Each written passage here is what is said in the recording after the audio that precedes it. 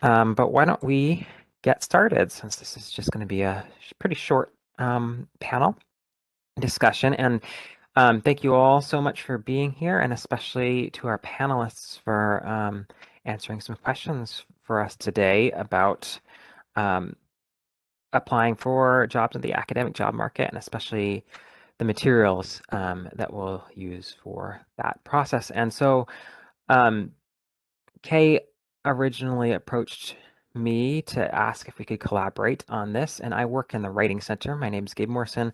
I coordinate the graduate writing support services there. And so we see a good amount of materials for job applications in the Writing Center.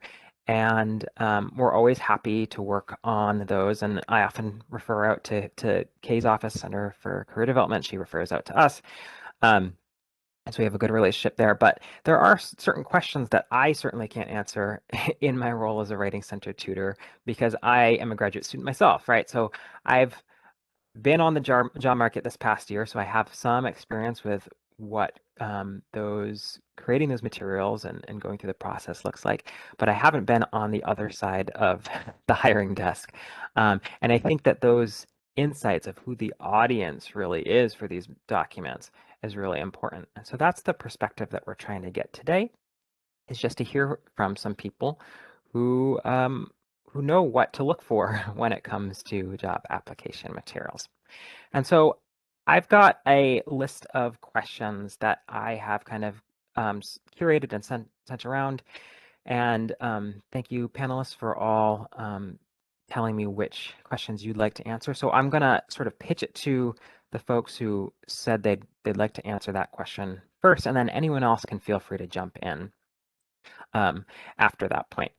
But I'd also like to invite some questions from those of us in the audience here today as well. And so to do that, I figured we'd just take a couple minutes at the front end of this meeting, actually, and collaborate on a Padlet. So I'm going to share the link to that in the chat. I hope you can all access that.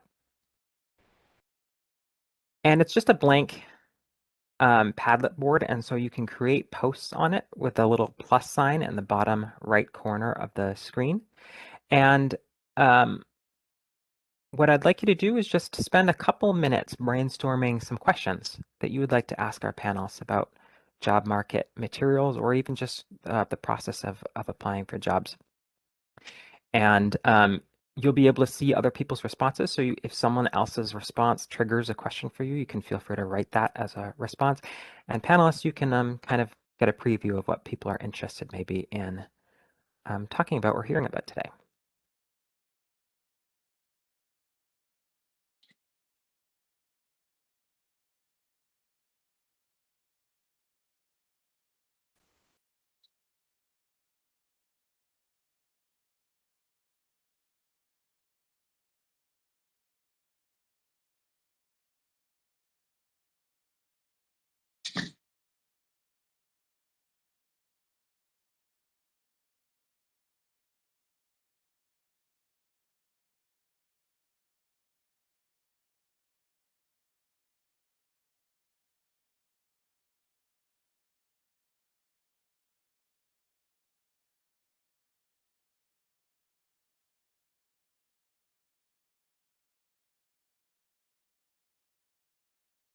And you might just need to refresh to see what's been posted as well.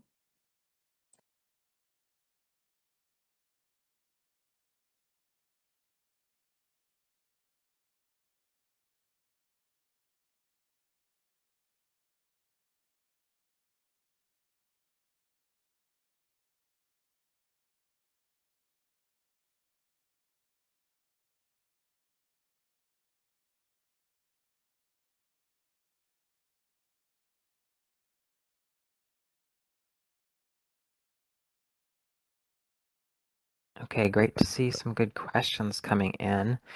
And if during this panel discussion more questions pop up, as they probably will, feel free to write them into that board so that we can kind of keep track of them. And if you have some questions that don't make it onto that board, that's all right. We can still have some time at the end, hopefully, to answer those. But now I'd like to just quickly allow our panelists to introduce themselves. And rather than me requesting bios from all of you, I figured we could just move through this really quickly. So maybe we can start with you, Tom, and then we'll move through the four of you. Sure. Hi, everybody. Welcome. My name is Tom Deans. So I'm a professor in the English department, but I'm also the director of the University Writing Center. And in fact, throughout my whole, starting with graduate school, I've always had an administrative job alongside my faculty positions. So I'm one of those sort of strange birds that has always been running a program, particularly a writing center or a first-year writing program or a writing and cross-curriculum program alongside my teaching, research, and service. I've been at UConn 16 years or so. And I have been on plenty of searches, including one this year where we had about 400 applications. And so, and I've also been on searches for APIRs as well as tenure track faculty jobs. I'm one of those folks who also met my spouse in grad school. So I have the experience of sort of going on to the faculty job market with two faculty members, two people, in our case, in the same discipline, searching for a position. So I could speak to that a little bit if you're interested. And before coming to UConn, I was at a small liberal arts college. So I've worked at a few different kinds of places, both on the application end and also on the hiring end of big public universities as well as small liberal arts colleges. So I look forward to fielding whatever questions you want to send my way. Thanks, Tom. Jen, do you want to go next? Sure. Hello, everyone. My name is Jin Zhu. I'm assistant professor in Civil and Environmental Engineering Department. I joined UConn in 2017, so my own experience in job market is still fresh. And this year, I have been in a search committee, and this is my actual first time to sit in the other side to interview applicants and review their materials. So I actually learned a lot myself, and seeing things from the other side is interesting. I'm happy to share with my experience and both from the applicant side and also reviewer side with you. Thank you. Mark? Thanks, Gabe. Hi, everyone. My name is Mark Peasy. I'm in the chemistry department. I'm a full professor. I've kind of participated in really two roles. I've been on hiring committees for both APIRs and tenure track positions. But also I'm an assistant department head. And so we've tried to implement some other practices in the department to kind of make the application process for the applicants a little more fair. And I'll probably talk about that later today. Thanks. And Jane? Sure. Hi. So I'm Jane. I'm a professor in political science, where I'm a political theorist. And in terms of experiences with search committees, the first experience I had was as an assistant professor at Temple University. And I have to say, I was completely shocked by the way that my colleagues read applications. I can talk more about it if it's useful or relevant later.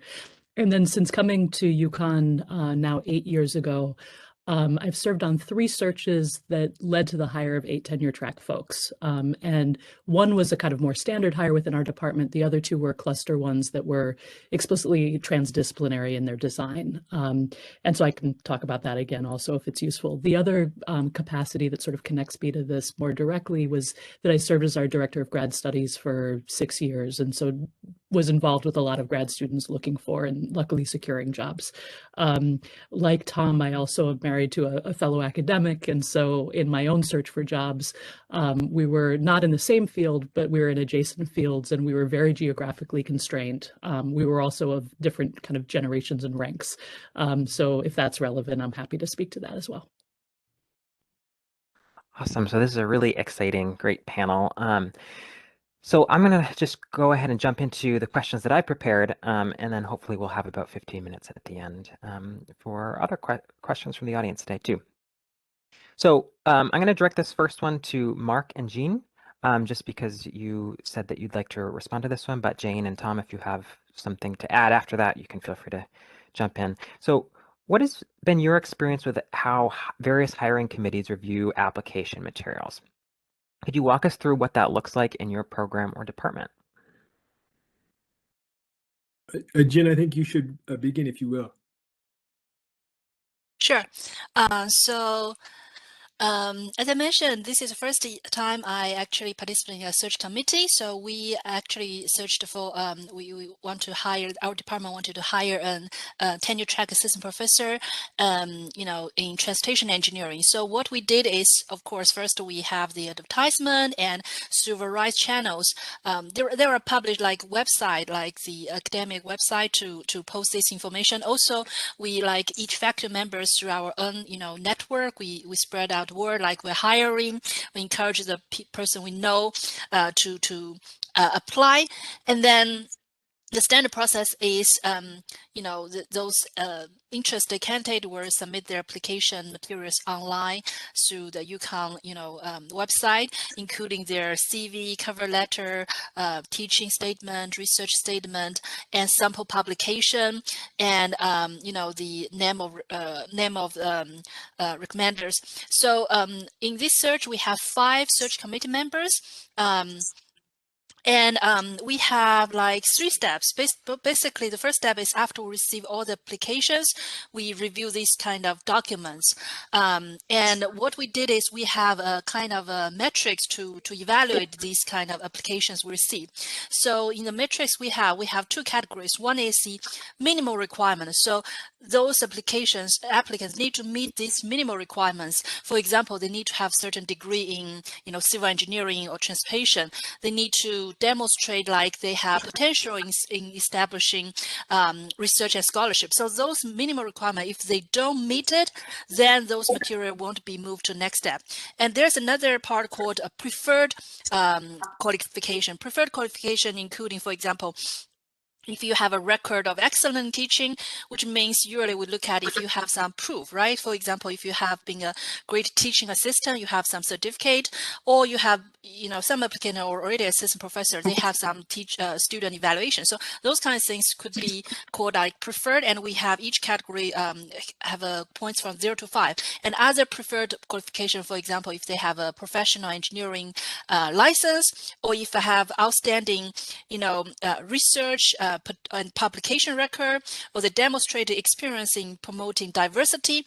And interesting, I want to mention here is many of the applications have like those standard things. For example, they have showed excellent record in teaching and not teaching. Teaching is something like we show diversity, but research usually like in engineering field, like they have a lot of publications. But for example, those categories that really see a difference is, for example, whether they have experience in promoting diversity and equity, or for example, whether they have show, a good record of excellent teaching. The record, I think, is a key. Like everyone can talk about a lot of teaching philosophy, but not many people have those kind of record of excellent teaching. So based on this, we, each of us rated each application, and then the search committee had a meeting. Each of us picked the top 10 candidate, and they would kind of compare across each other. We selected the kind of common top 10. There was some discussion, and then those 10 applicants were we conduct a phone interview with them. Through the phone interview, again, we rated like each one of them based on like similar criteria, and also like whether they are comfortable in talking, like whether we feel like the person is very collaborative, very open, very confident, etc. And then we picked the top 6 for the campus interview. Of course, this year the campus interview is not really like on-campus interview. We did all the things online. So they have a one-day packed like agenda, like talk with different faculty members and staff and department head and dean. And then also like each one of them will have like a 1-hour open like presentation about their research. So in that open presentation, all the students, graduate student, faculty members were invited, and there were around like 30 minutes to 45 minutes presentation, and then there are 50 minutes Q&A. So after that, like each of the participants can fill a survey, so express their feelings about this, each candidate. And then after that, like the search committee meet again. We look at all the kind of survey result we get, and also we kind of had an internal discussion again. And finally, I believe we recommended like our top 2. or top 3, and then the final decision is actually made by the department head and the dean. So its final decision is not like in this specific search. The search committee selected the top 2 and let the administrative team to select the final person they want to give an offer. So I guess this is a general process for this search. Thank you. Yeah, that's something that surprised me too, that a dean actually made that final decision. I think that's how the search worked in the English department too recently. Mark, did you want to comment on the process in your? Yeah, I'll just kind of hit a couple of highlights. Jin, that was a great introduction to the overall process, which I think is probably very helpful to the grad students. The one thing that I want to pull out from what you had said, especially though, is that usually searches are going to be sub-discipline specific in any kind of department. And I think that that's key to remember, because you want to try to match as best you can, right? Even if it's sometimes you're trying to force it a little bit, but you want to match that sub-discipline that the department is actually looking for. And kind of related to that, and there's a departmental process that we went through to try to, again, as I was saying just earlier, make a fairer process. We solicited the research. So one of the components of these written documents is the research statement. And so of our last big search, it was a hire that we made in 2020. All research statements, we asked the candidates to de-identify themselves, their institution, their affiliations with other faculty, their postdoc mentor, their graduate mentor, to kind of, in our eyes, level the playing field. And so that was a 2-part process where we asked a special extra copy of that research statement to come that way. And then we kind of looked through them and made sure that they were, and if not, we then made edited copies so that they were de-identified and presented those to the committee, a committee like you were on, Jin, so that they could kind of look at those, compare if they were matching to the subdiscipline properly, and if their research proposals were interesting enough and fitting all those parameters, which we can talk about. But if they matched all those properties, then they got to see the full application. So it was a kind of our way of doing a new version of that early screen to really identify the best ideas that we're going to get through into the rest of the interview process. And so that's the one thing that I wanted to make sure to add into this. And so kind of trying to take that approach as the candidate yourself, I think may have some merit as well. Great, thank you for that. That's really helpful kind of in just sketching out the landscape of what this process looks like. I'm going to actually collapse my next 2 questions because they're kind of related. So I'm going to ask Jane and Mark to maybe pick these up first. So when you, so what are you looking for in a successful CV and cover letter, especially? And then also, like, what gets prioritized in terms of materials, right? So as you're going through the materials, what are you prioritizing? So Jane, I don't know if you want to get us started. Sure. So I would sort of pick up actually a little bit like where Mark left off, which is in all of the hires that I was involved in, we were really, really looking for fit. And I know that that's something that gets said a lot, but I think what might help to illustrate this is that the fact that the job existed at all was the product of successfully bidding in a competition. So there was a group of 10 of us who had co-authored a proposal, and we were looking for something very specific that we thought built on what was at UConn, but also took us somewhere where we are not yet. And so we weren't exactly sure who would sort of fit, but we were really, really looking for people who could sort of carry this collective project forward. And so, but what's interesting about fit is there's definitely a difference between making yourself legible and doing that cynically. And I would say one of the biggest things to be wary of, and I know that completely turns me off as a reader of cover letters, is when somebody sort of inserted buzzwords because they assume that we're going, as we were, through 500 applications and that we're reading too quickly, but where those buzzwords aren't actually connected fundamentally to what they do. And so what I would say is, in general, in sort of the strength of a cover letter and a CV, What I'm looking for are pretty continuous, which is, of course, you want it to be readable in its terms of its presentation and how things are formulated. But what I'm really looking for is the central commitments and skills that somebody's bringing and how it is that those have been expressed and manifested so far and how they are likely to, continue to be explored. And so, for instance, I don't like CVs that look like somebody has kind of a scattershot profile, that they've leaped at any kind of opportunity that's come their way. At the same time, I'm not narrow at all, because I think that a commitment can be expressed in a ton of different creative ways. But I think there's a kind of, you can read almost a cynical approach to the kind of counsel that we're giving, versus a real, versus a more real one. And I think, and I say that as somebody where I'm a political theorist, there's so few jobs in my field. And so when they come along, when I see people apply who don't do what I do, I sort of say, this is actually a job for a political theorist. And I'll often say to my students, like, apply for something that really is for what you do. And there are, you definitely have to articulate how what you do connects to any job, even where there is obvious fit. You need to make those connections for your readers because they have no reason necessarily to know. But I think that there's something to be said for applying for jobs for which you really are suited, but then also helping people to see and articulate the connection between what you do and what they're seeking. Yeah, I don't know if you want to pick up on that, Mark, in terms of what you prioritize too.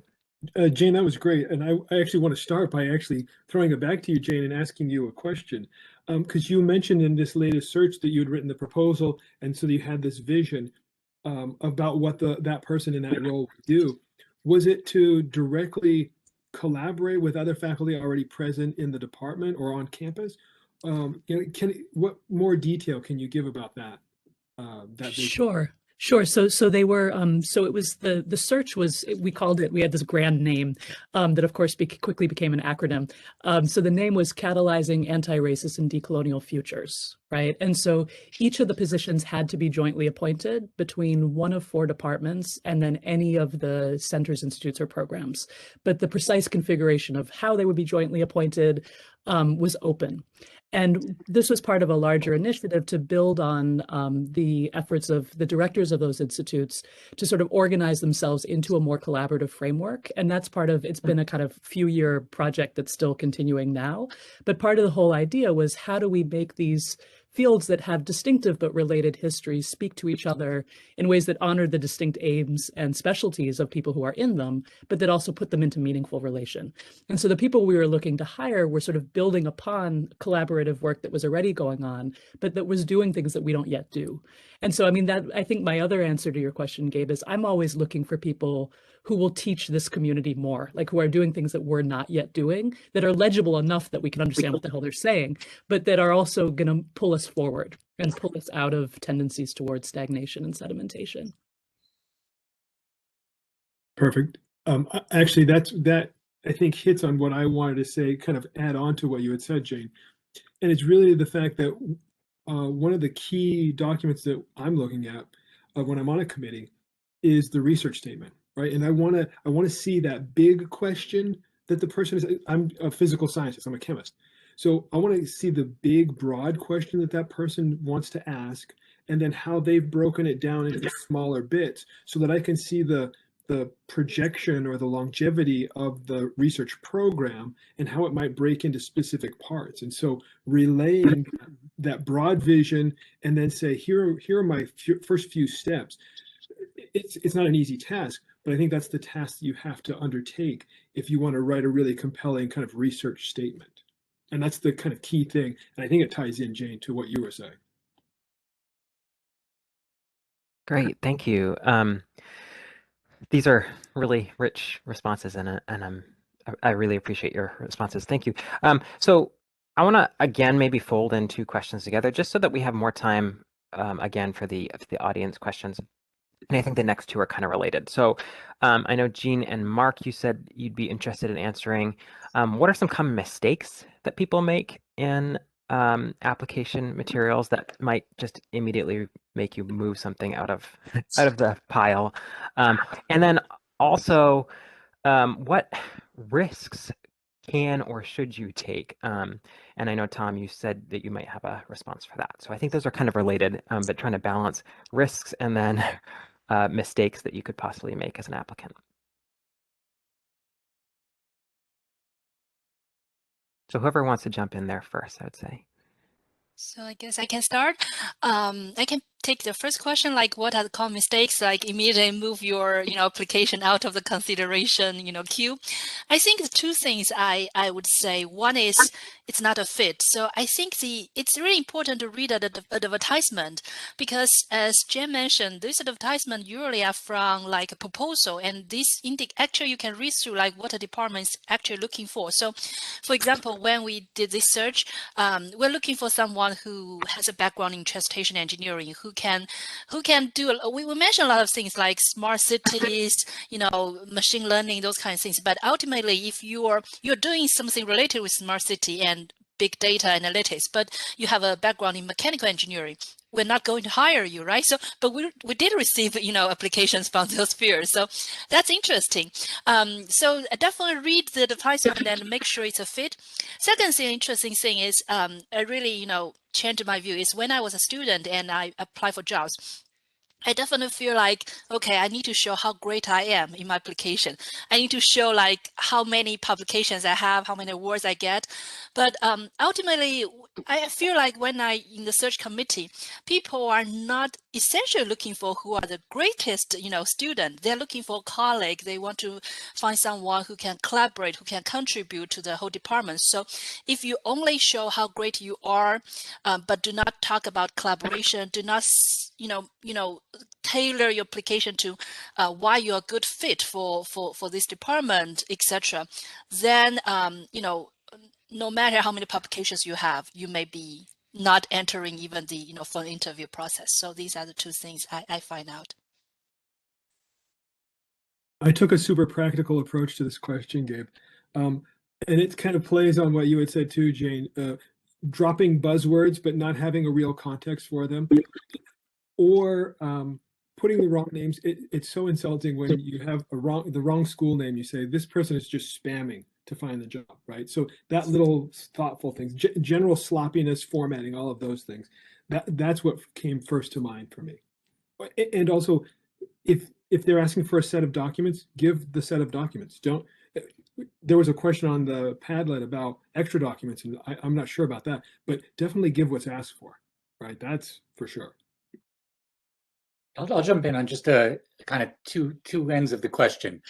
One of the things that immediately kind of puts me in a bad frame of mind when I'm reading things is a cover letter, for example, is that if the cover letter is just a rehearsal of the CV, which you see too often, kind of like it's essentially a narrative CV, and it's like, at least my default is to scan the CV first, kind of reach back to your last question, and so I'm usually reading the cover letter in light of having scanned the CV or the resume, and when I get a repeat of that, I just sort of say, you've just lost a big opportunity here. And so that's a mistake that I see pretty often, and it's an earnest mistake, but it's one that betrays a certain sort of lack of fluency in sort of understanding what it's about. And at least in the humanities, the research statement is kind of, at least in English, I should say, the research statement is kind of woven into your cover letter more than as a secondary document, especially for a lot of positions that aren't at research universities. You still have a research agenda. The expectation is it's going to be articulated in that cover letter. So that's the one of the additional in addition to what Mark and Jin were saying. Risk-wise, though, I do like it when some people take some risks with their cover letter, especially we've been sort of trained to kind of tamp out any sense of enthusiasm, as academics. And you definitely don't want to have this sort of effusive, sort of just sort of fawning kind of enthusiasm. But I really like it when people express a particular enthusiasm for a particular, your institution, if they really want to be at a public research university, or if they really want to be at a liberal arts college, and they declare that and they talk about that, even though it's not explicitly asked for in the job, you just 2 or 3 sentences that are honest and that sort of say, I really, I've been working at this kind of university for a while. This is where I've been in grad school, where I really want to be as closer to this kind of institution that is yours, if that's authentic, whether that's a smaller place, whether that's a religiously affiliated place, whether that's a public versus a private institution, whether it's community college or, but I enjoy those kinds of risks. So as long as they're also doing the other work of the cover letter. Can I jump in for 1 second, Gabe? Yeah, absolutely. I was going to say just one other kind of mistake is, I think, and I see it a lot, especially in the social sciences and in political theory, is feeling the need to exaggerate the novelty, scope, or scale of what you're doing. So for instance, never say, I'm the first person who's done X, because it's it's probably not true, and B, you can't verify it, and there's no need to do it. So it also reflects, as Tom was saying, kind of a lack of fluency, that you don't need to be the first person ever to have formulated something to have done something important and worthy of hire. And so sort of knowing that usually if you have a PhD and are doing a PhD, you are making a contribution, but feeling secure enough in it to emphasize what you're doing rather than what other people have not done. And I also just wanted to emphasize what Tom said. I completely agree that I think many people are so worried about making mistakes in the letters that they really kind of clamp down on the individuality of their voice. And when you're reading 500 cover letters, it's so lovely to encounter an authentic voice. And it can be about any number of things. I mean, it can be about having found the job ad compelling if you really did. But the key is about being compelling, because it's true, as exactly Jen said. Yeah, you have to be excellent, but you also have to be a human being that people want to spend time with. And the cover letter is really a place to begin to kind of introduce that voice and personality. Great. And I know that there's probably going to be a few more questions on this theme in maybe more specific ways from the audience at the end. I'd like to maybe also tie our last two questions together, because I think they're pretty related. And I think all four of you had some comments you wanted to share on one or both of these. So really two-part question, but related. I'm a writing center person, so I like to think about writing process. I'm also a graduate student, so I am thinking about, like, even for myself, how do I do all this for an application? How do I balance the time that takes with my other commitments right now? And so my question is, what would you recommend for job seekers in terms of process? So how should they structure their process? What advice do you have for drafting and revising? And then also, several of you have already mentioned tailoring documents. So how important is that? And like, how much time should I spend tailoring to each different school or job that I'm applying for?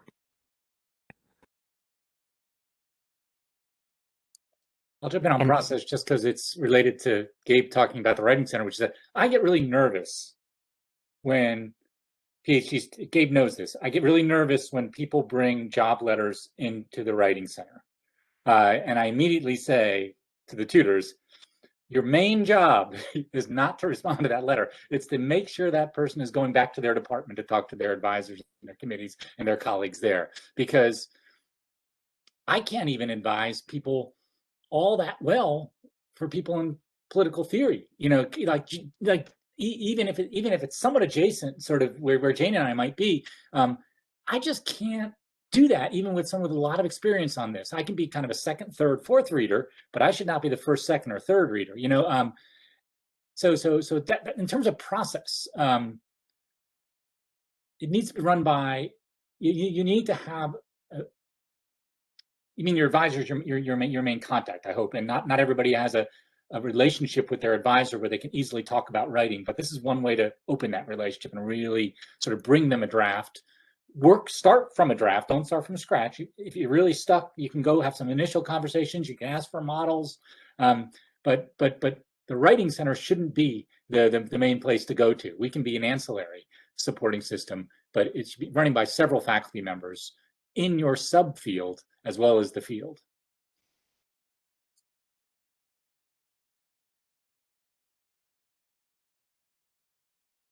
Yeah, maybe I can talk about how, tailored it should be, and I will share some of my own experience. So definitely, you don't want to spend time for each university you apply to write one like package. It's not possible. So, and when you are in the job market, I remember that's what my advisor told me. Just of course, you don't want to go, to go to universities or positions that you don't have a fit, but generally you still want to apply to as many places as you want, right? Because you never know. You cannot you cannot say like, oh, just want to go to a specific university or go to a university with specific rank. So when you're in the job market, just first you find out what opportunity you have, and then when you get an offer, you can actually make the choice. So still you need to prepare many copies of application. So of course you start with a general copy, right? Like who you are won't change. So what you have done, what's your research, etc. So I would say a rule of thumb is like then for each university apply, keep like 7% of that general thing and then add at least like 30% of specific thing. And that specific thing, for example, when in your teaching statement, at least go to that university's website, department website, when you mention which course you can teach, actually mention some courses they offer, right? And also, for example, look at the advertisement, which courses they are looking for people to cover. So if you mention those kind of specific course, that is something, because when we review the applications, it's very quick, but those are the keywords we will catch. And for example, if you see from their department website or the university website, some of the major initiatives they are implementing, mention those are kind of keywords and see how you can be one part of it. Again, those are some keywords that people will recognize and people will see, oh, he or she is really interested in our program. He or she actually spent time in reviewing our website, and they will consider you more seriously. So that's my, 2 cents. Can I ask a quick follow-up question to that? Because sometimes as a applicant, I get nervous, like that I'm going to deploy something that I read from the website in the wrong way, right? That I'll have misunderstood how a program works, or I'm just kind of ignorant because I don't have that much time to research the school. How would you recommend proceeding? Is that generally forgiven by committees, or should I contact someone to find out more? That's an interesting question. I would say if you have certain contact, and for example, I will share something. When I was a PhD student and applied for jobs, I happen to know, like everyone have LinkedIn, right? Or you have your own social network and you go to meetings, you meet other PhD students, right? So I happen to know someone who was a PhD student in civil and environment engineering department at UConn. So you can talk with this kind of graduate student informally and know some of the information if you want to get more clarification. And I think that can be a more like an informal but effective way. Great, thanks. I could add, Gabe, that I think on the committees I've been on, people are relatively forgiving.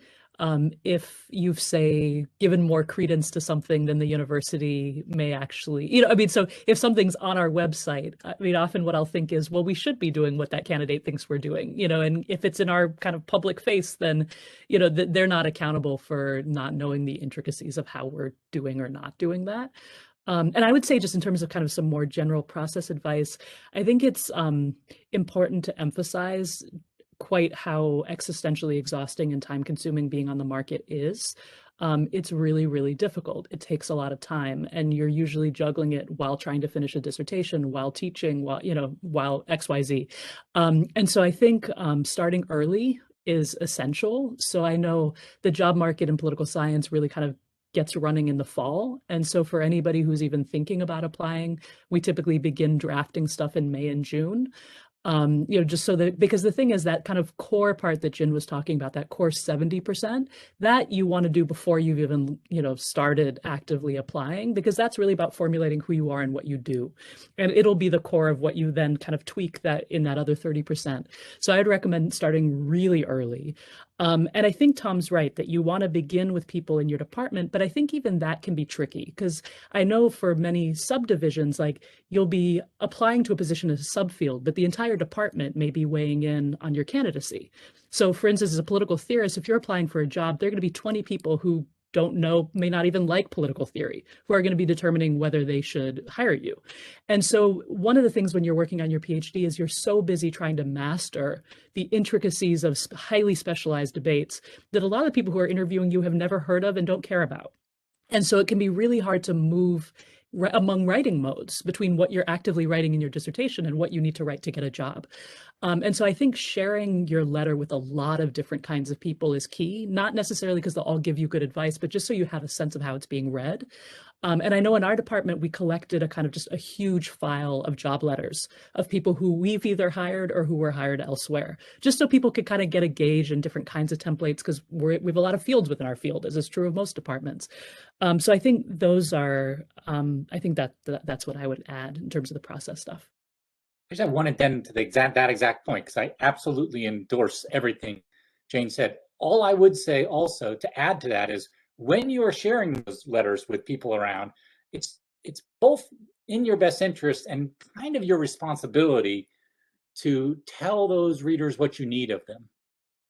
So if it's a reader sort of adjacent to the field or in the department, and you're just saying, I'm really not looking for editing advice right now, I just want to get your response to this, versus someone, if you really want them to go to town editing on your letter, give them permission to do that, or give them an invitation to do that. Because the worst kind of advice you sometimes get is, you basically just gave your letter to someone else in an informal way to kind of to just see if it was hitting the right notes or hitting the wrong notes, and it comes back like all marked up, and you get demoralized, and you didn't need that advice, and maybe you're getting better advice from someone in your subfield on that particular stuff. But I would just, as with most writing, telegraph and be explicit about what kind of feedback you're looking for, so that they can then work within that scope. They may still go outside that scope, because faculty do what they want to do, but I find that really helpful, and it checks against my bad impulses as an editor to kind of over edit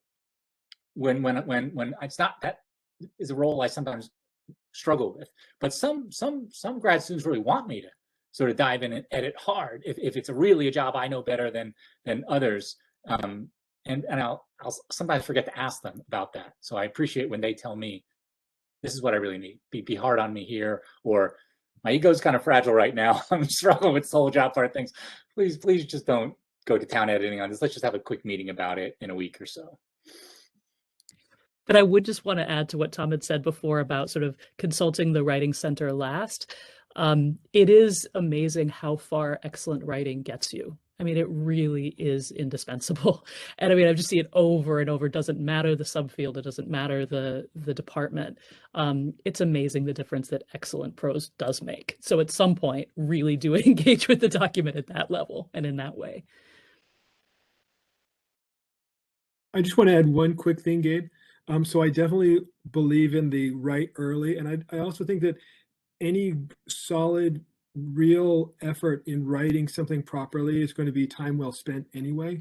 And so at least in chemistry, we have a candidacy exam for the students, and it's really where they generate and present in both writing and an oral format. They present their own idea. And I suspect there's something similar for all departments. But use that, if you think you're going to go academic, use that as an opportunity, as at least your first foray into, hey, this is what I really am going to be. Not that you're checking something off that you need to do, but really use it as an opportunity to express what you want to investigate as an academic. That's a great point. In my own experience, I just would second the fact that it's time well spent, because like I've had to draft so many different versions of my materials for different kinds of jobs, and it's just like sometimes it just like feels like, oh wow, this is an extra document that I have to write this for this one job that I probably won't ever use again, and it's more work. But it kind of like builds you build up like a repository of stuff that you can say then in interviews, like stuff that you've rehearsed and you kind of just know and are familiar with and fluent with. So I do feel like you'll find uses for it, even if it seems like an idiosyncratic task that you're working on.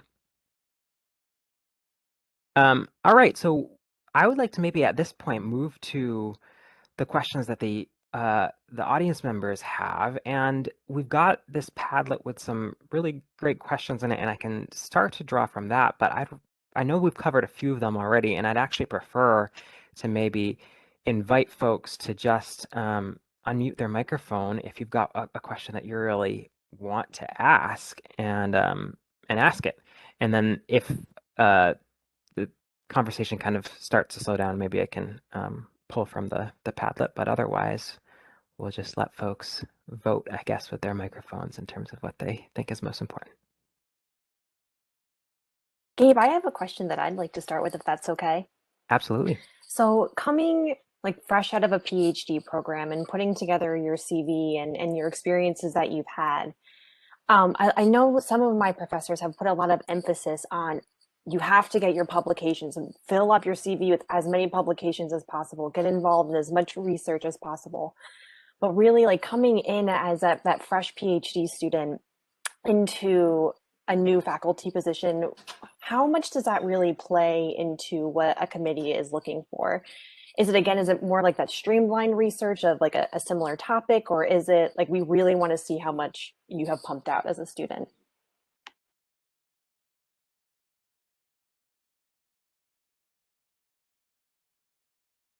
I think I'm hearing the question. Correct me if I'm hearing the question wrong, Sierra. Is this a version of the question on the Padlet that basically says, how much do I need to publish? Yes, that was my Okay. question. Yes. Okay, all right. Just checking. That's gonna differ for obviously different fields and even what counts and what's considered sort of higher or lower prestige publications. But it does become a sorting mechanism given the abundance of applicants. So the advice I often make to my graduate students is it's more important to have one of a certain kind of publication than many of another. So for example, a lot of graduate students get in the loop of just doing a lot of conferences and never really get around to sort of doing that sort of single authored, at least in the humanities, sort of peer-reviewed article in a good place. And I'd rather see one of those than 10 more conference presentations if someone has done a lot of conferencing already.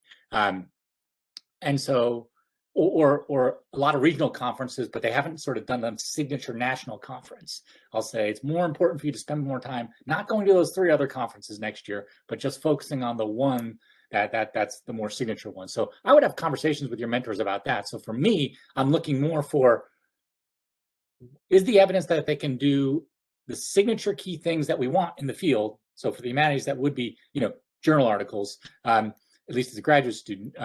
That's not easy to do, but I'd rather see people do one of those than 3 or 4 more reviews and a whole bunch more conference presentations.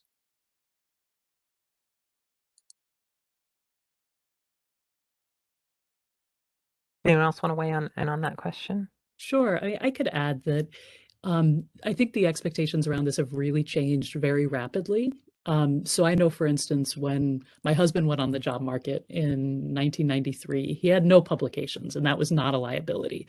It was all about sort of what was in the pipeline, what people could expect, what his writing sample suggested about his writing ability. But he had nothing, and that was the norm. If you were a freshly minted PhD, you didn't need anything. And I think by the time I went on the market, which was about 2005, it was beginning to shift. So you didn't necessarily need something out, though it was always a positive thing if something was out and it was good and it was published in a good place. But there was a kind of expectation that you'd maybe submitted something, that something was kind of under review, just to give a sense that you could have stuff underway while juggling everything else. But I would say the level of searches that I've sat on, it's as Tom said, because there are just so many applicants, publication counting does become a sorting mechanism. And I think, there's still debate about whether it should be, but it often, I've kind of seen it unfold several times where the view is, if you're looking at, say, 7 people, and 3 of them have publications and 4 of them don't, is it fair not to look at the 3 people who've published something? And there is definitely a calibrating of publications alongside sort of how long people have been out. So oftentimes for an assistant professorship, say, there are a lot of people who are already assistant professors who have been postdocs, who are applying against people who just got their PhD. And people are not blind to that. They see the differences. But I know in my field, it's become more and more the norm for people to have a postdoc and to often take 3 years before they land an assistant professorship. And so that means people could be applying with a book or with several articles, because while they've been out looking for jobs, they've also been publishing. In terms of what Tom was saying, there's definitely kind of disagreement within political science writ large and political theory as well about the kinds of publications. So there's some people for whom A peer-reviewed article in a prestigious journal trumps everything, always, period. And there are others who are actually really interested in kind of public writing, different modes of writing. And so they'll be happy to see a blog or a book review or, an excellent essay that was posted in an online publication that may be a new publication because maybe it suggests you're part of a new field that's building different modes of publication. And so I think there are lots of different ways to kind of have a publication. But I would feel dishonest if I said to you, you don't need a publication, because I think increasingly, just because of the sheer scale of people applying, it does automatically become a kind of default mechanism for, sorting people out. And now our panelists right here are all at an R1 institution. And so I'm just wondering if that calculus changes much. And I think some of you maybe have been at other places too, but if it's a different kind of school. It's a little bit different at community colleges where there's much more interest in what you've taught, how you've taught, and an excellent record of teaching and pedagogical training. But increasingly at a lot of, at say, prestigious liberal arts colleges, the expectations for tenure have become a lot like an R1. I mean, in many cases, it's a book and 2 articles if you're in the humanities. And so what people used to say like 15 years ago is that what we're saying is true for R1s and it's not true if you're in a teaching college. But that's really changed, at least in my experience, not only sort of where I've taught, but just seeing people applying for jobs. I agree with what you just said, Jane, that the small liberal arts colleges are essentially akin to R1 in terms of output and that expectation. The only other thing that I would say in terms of physical science, most trainees will do graduate school and then do a postdoc. That's almost expected for the physical sciences. And what we're looking for, you definitely need a publication record, right? So you need to have multiple publications, and often these are co-authored with at least one advisor, if not more, and other co-authors. But you want to have some connection between the grad training, the postdoctoral training, and then what your research idea is going to be. It doesn't have to be a specific one. It can be an extension or a new kind of a left-hand turn from what those things were. But all of those things together, you want to put into your story as you're making the application, especially in the documentation of that application. I'd like to pivot off that just a little bit, just as someone who sometimes violated that rule. It speaks to one of the questions on the Padlet, which is, can you add things that aren't asked for? And I'll confess that I would routinely do that, and in part but that was partly because I was, some departments are more methodologically diverse than others, and departments like English and political science tend to be very methodologically diverse. And if you sort of do inhabit more than one space in those, and one publication really can't represent you very well, I have often snuck in a second one, but what that doesn't mean is adding like another 50 pages for the committee to read. It may say, so for me, for example, my primary field is in rhetoric and writing studies. And so that would be the main writing sample I would submit. But I'd also say, knowing that that's not the dominant sort of mode in English departments, which tend to be more literature heavy, I would put in one of my literature publications as well. Just to say, I'm one of you guys too. Like, I can, and this again speaks to the politics of particular departments. That may not be true for all departments, but I would include my Shakespeare article along with my dissertation chapter that was like in a different world than that. Partly just to say, this is who I am. Like, I really do like to travel 2 paths, and I have 2 really different research interests, and they're not that well integrated. But I do try to publish and do work in both, and I think that reflects my field to some degree. And I always felt like that helped me a little bit. But I always thought I might be an odd case on that too. So I'd like to hear what others think. I'd be curious too. I do know that Christine has had her hand up, and I didn't know if maybe we could take that question, maybe circle back to this as well. Great, thank you. I appreciate that. And this has been wonderful and very helpful. I appreciate it. And so again, I'm asking my question here real time. I'd love to hear a little bit about, what do letters of recommendation, what type of weight is that typically used in the committee's review of material? Is it, obviously, the expectation would be that all of them will be very positive, but I would just love to hear a little bit about that. And I'm coming from the Department of Communication, so more of a social science slant, just for a little bit of background, but any advice at all is really helpful.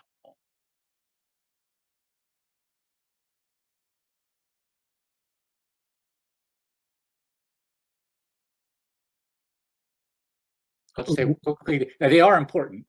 And my advice to grad students is, and my own PhD students, is usually to be pretty strategic about doling out responsibilities to your, kind of like I said, with coaching your advisees and your advisors, I should say, to speak to different parts of you. So I will always say, do you have someone who's visited your class and can focus a little more on teaching in this letter? Your dissertation director is always going to focus on the research. But if you get if all three members of your dissertation committee are writing letters, which is pretty common, all of them could write really similar letters because they are going to speak to your project.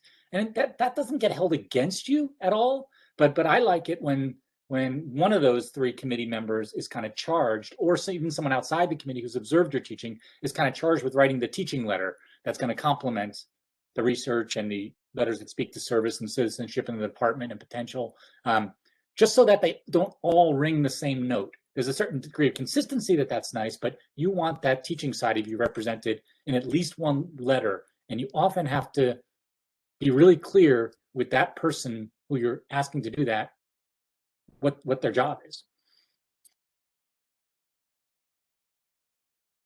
Just to emphasize that even more, Tom, I completely agree. And what you need to do is you need to build those relationships early in your training so that you can have those very frank conversations where you make the ask and you make an explicit ask. I really need you to help in this way on your letter.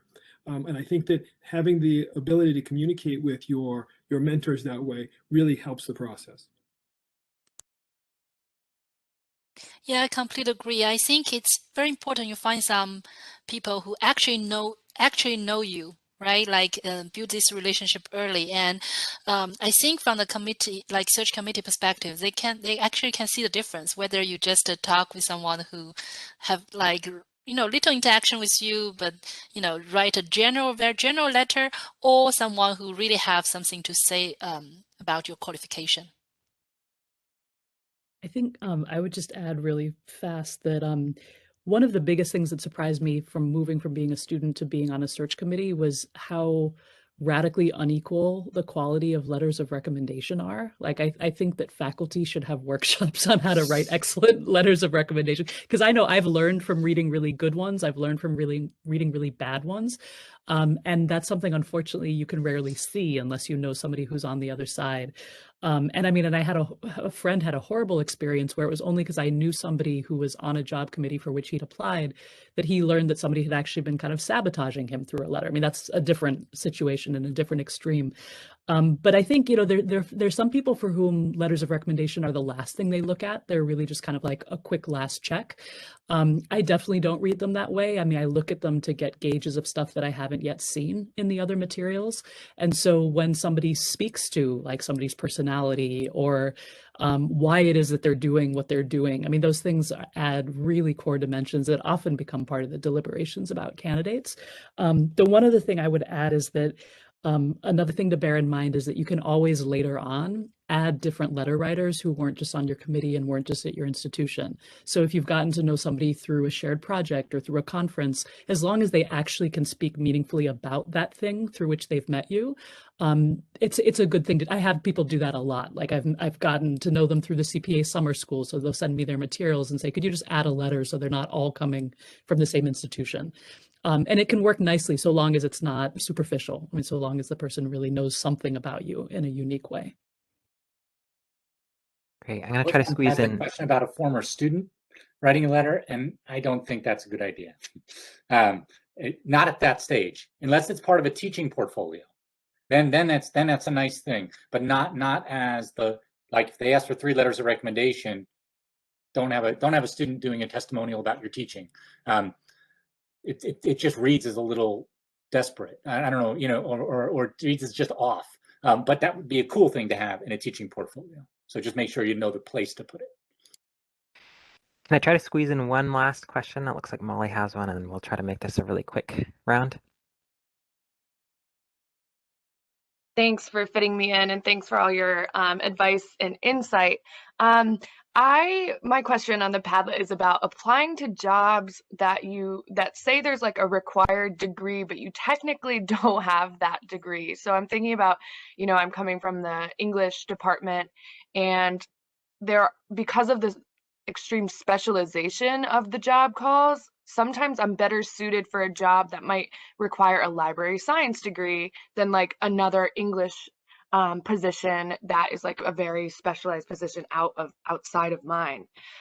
Is this even worth spending time on doing? Do you think you're like, would that application, if you don't have like the required degree, just get thrown out? Or would they, do you think that search committees will see like other qualifications and how you could be suited for that job? I think it depends on the institution you're applying to, because say in a public institution like ours, if we've said something's a job requirement, we have to honor it. And so we could put forward a candidate and the dean's office or HR will just say it's a no-go. Whereas there are other institutions, private institutions, for instance, where if you can show comparable skills, then it's fine. But often their job will reflect that difference in how it's formulated. But if something's stated as a minimal requirement, they're going to treat it as a minimal requirement. But if you're going to apply anyway, definitely make a case for why you can and why you should. But I know at a place like UConn, because we actually had exactly the situation, we'd said sort of a degree, and it was like as open as you could possibly make it. And there was a published creative writer who had this incredible record. But the dean's office came back and said it's a no-go because we had written the job the way that we had. That is so useful. Thank you so much. Molly, I will say that I've coached a decent number of people who have sort of worked for me in the Writing Center who have not been, say, in my own field in English. They've been adjacent sort of in linguistics or in LCL or even in sciences like EEB. The one way you can make yourself credible on that is if you're publishing in that other field. So if they're applying for like Writing Center jobs elsewhere at other places, but they don't have the exact degree that the ad is asking for, a degree like Gabe's in rhetoric composition, and I'll say, well, if you're just applying with a linguistics degree, which is close enough, you also should have conferences or publications in that field they're asking for. And then that becomes like, okay, well, all right, I read that and I said, that reads authentic to me. And if it's a true staff position rather than a faculty position, like there's a lot of exciting jobs out there that a PhD is a really great credential in them, but they may not be a tenure-line faculty job, then it sometimes gets looser than that. Like if you're running an academic program, like, a first-year program, not a first-year writing program, but like a first-year experience program or something like that, the PhD, the exact PhD becomes less important than it does if it's truly a faculty line where they're really counting on a specialization to fill a hole or a gap or complement what the department already does. Great. Awesome. Thank you so much. Huge thank you to our panelists. This has been a really, really informative and rich discussion. Thank you all. And thank you to our audience for coming and joining us online one more day in May when the weather is really beautiful outside. And thank you, Kay, for organizing this event.